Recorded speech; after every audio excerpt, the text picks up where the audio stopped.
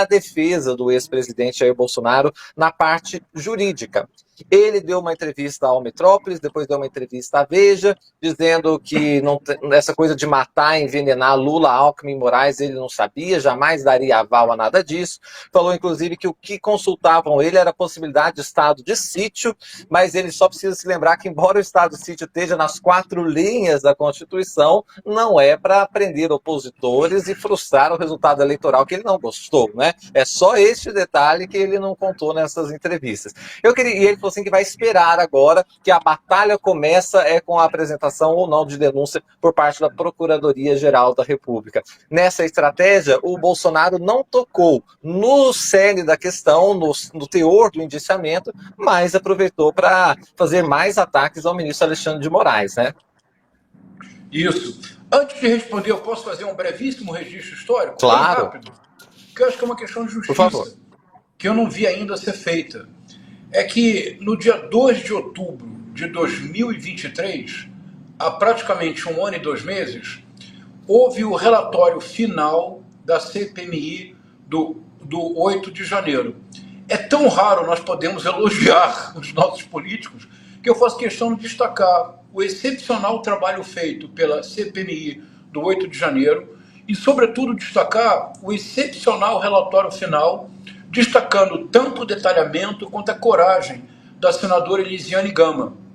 Porque, Afonso, é muito impressionante.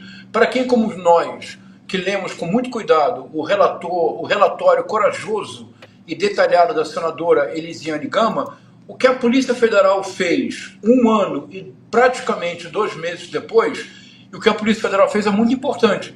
A Polícia Federal cercou de provas robustas, de conexões muito sólidas, deixando da maneira mais cristalina possível caracterizada a mentoria de Jair Messias Bolsonaro, a participação das altas patentes e fez um indiciamento inédito na nova república de generais, coronéis, majores e um almirante, o almirante Almir Garnier. Mas, Afonso, Lucas e Rodrigo, basicamente o que a Polícia Federal faz é reiterar com muito mais provas e mais robustez, mas é reiterar o que o relatório da senadora Elisiane Gama havia apontado em 2 de outubro de 2023. Então, obrigado, Afonso. Eu queria fazer esse registro de memória, como eu acho que é um reconhecimento merecido. Sem dúvida, é importantíssimo.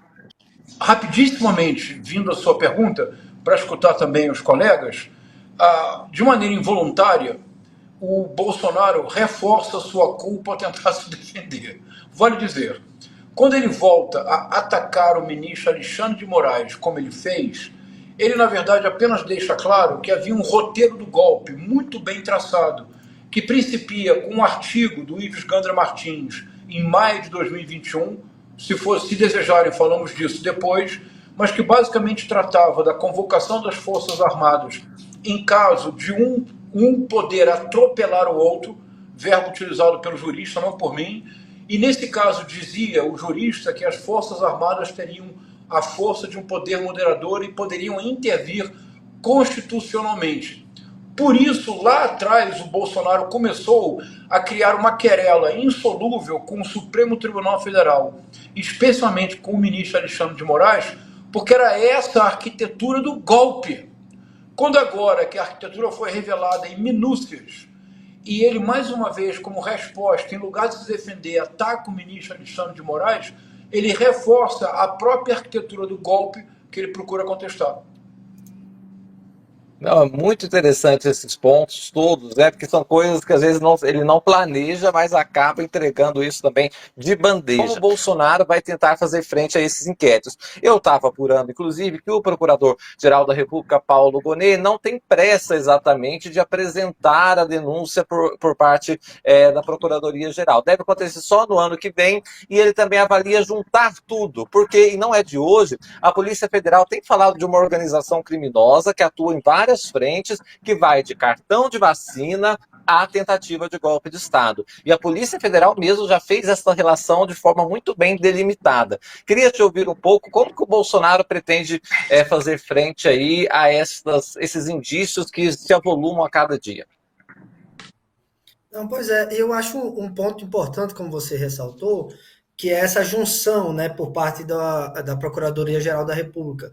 Por quê? A gente teve lá atrás, no julgamento do Mensalão, né, aquela discussão de que algumas pessoas tinham foro privilegiado e outras não. Vai ser a mesma corte que irá julgar, né? Então, e essa junção de dizer que todos estavam no mesmo complô contra a República, isso permite com que todos sejam julgados pelo Supremo Tribunal Federal, que deve encampar, e acho que a estratégia do Bolsonaro é justamente agora tentar tentando desmoralizar o ministro Alexandre de Moraes, que dificilmente irá conseguir, mas manter esse discurso para tentar tirar o ministro de um possível julgamento, né? Ou seja, tentar inviabilizar o ministro. Só que ele não percebe que a Constituição é clara, você não pode atacar o ministro ou atacar um juiz, o julgador, para depois dizer que ele é imparcial, entende? Então, essa estratégia dificilmente, acredito que seria nula, né? Até porque o ministro, mesmo tendo sido, digamos assim, uma arquitetura contra o ministro, você já tinha o processo com o ministro andando e tudo, então você tem uma série de tentativas de retirar o ministro da decisão que não vai dar certo, até porque você não pode xingar ou agredir um magistrado e depois alegar que esse magistrado não pode te julgar porque ele seria parcial. E senão, assim, a gente não teria julgamento no país, né? E todo mundo aproveitaria dessa brecha para poder impedir um possível julgamento. E a estratégia também é jogar para a plateia, né? Então nós temos aí o Bolsonaro mais uma vez tentando jogar para a plateia, para as redes sociais e tentar mostrar uma força política e tentar constranger o Supremo, que também dificilmente irá se constranger, até porque agora foi atacado diretamente, inclusive com bombas, né? Sem dúvida nenhuma. Prando, eu vou te fazer a pergunta, então, eu acho que sintetiza essa primeira parte nossa aqui, tem alguma escapatória para o ex-presidente Jair Bolsonaro, sendo que todo mundo tem o direito de se defender até exaustivamente, mas no caso dele tem ficado cada vez mais difícil, né? No caso, por exemplo, da delação do Mauro Cid, o César Bittencourt, que é o advogado dele, meio que se atrapalhou, não é, professor João César? Em entrevista à Globo News, falou, não, o Bolsonaro sabia sim de tudo, do envenenamento, não, aí depois ele retomou, não é bem assim, ele sabia de alguma coisa, porque de tudo também não dá para saber, e aí tirou meio que as calças para a cabeça, um advogado, inclusive, extremamente experiente. Mas eu queria te ouvir, Prando, o que isso reflete, o que mostra deste momento do ex-presidente Bolsonaro?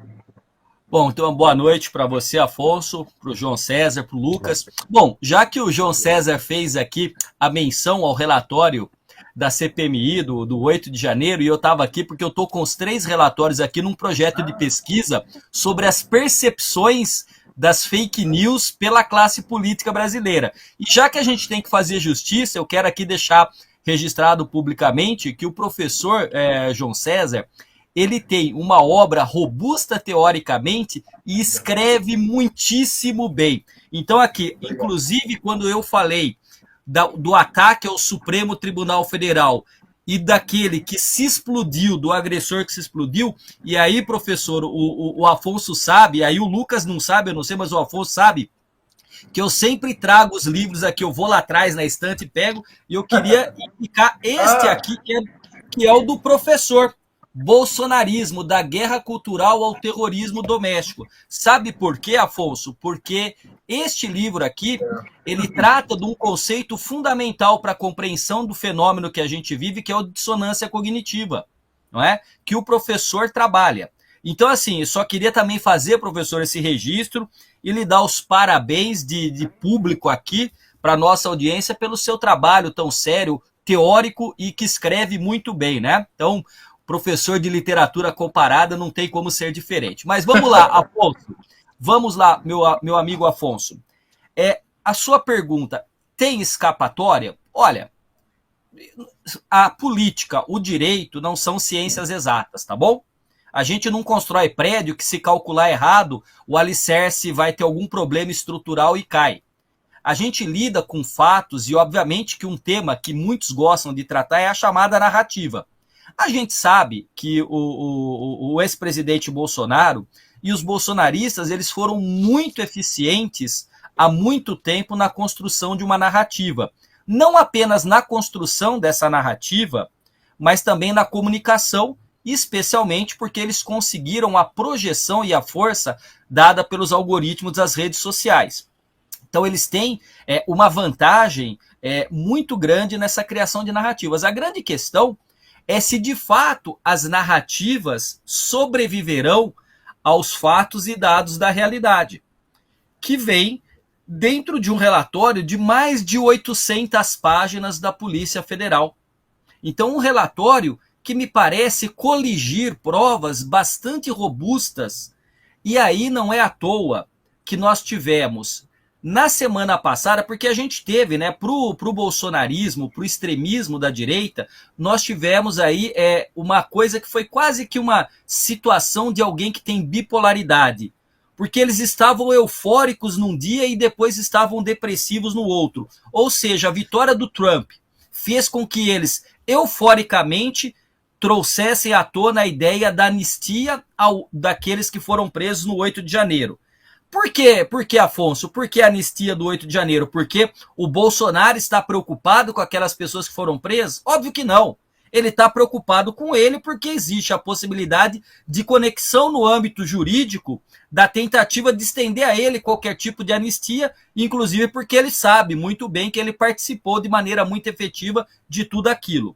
Então, você tinha a ideia de trazer à tona essa anistia, e aí vai uma pessoa na frente do Supremo, na Praça dos Três Poderes, joga bombas e depois se explode. Aquilo ali já dá um banho de água fria, como a gente diz lá no interior, no bolsonarismo. E terça-feira desta semana, a operação contra-golpe, que leva à prisão, né, general, forças especiais do Exército Brasileiro, e termina ontem, hoje, sexta-feira, terminando a semana com o indiciamento do presidente, do ex-presidente Bolsonaro. Se me pergunta, tem possibilidade? Claro que tem. No Brasil, existem possibilidades múltiplas. A grande questão é que me parece que a narrativa não se sustenta se comparada, se cotejada com os dados da realidade factual. Ou seja, da ideia daquilo que de fato se deu e não da narrativa que se cria sobre aquilo que aconteceu. O presidente, como você bem adiantou, vai tentar levar uma ideia de, mesmo inelegível, uma candidatura colocando um filho, talvez como vice, que é o que tem sido ventilado, mas a questão ela é muito simples nesse sentido. Bolsonaro tem dois grandes problemas. O político se iniciou quando ele foi derrotado. Cabe lembrar que Fernando Henrique foi reeleito, Lula foi reeleito, Dilma foi reeleita. Bolsonaro, com a máquina, provavelmente a campanha mais cara da história do Brasil e do mundo, talvez, perdeu a eleição. Por pouco, mas perdeu. Depois ele tornou-se inelegível. E agora, além do problema político, conjuga-se o problema jurídico.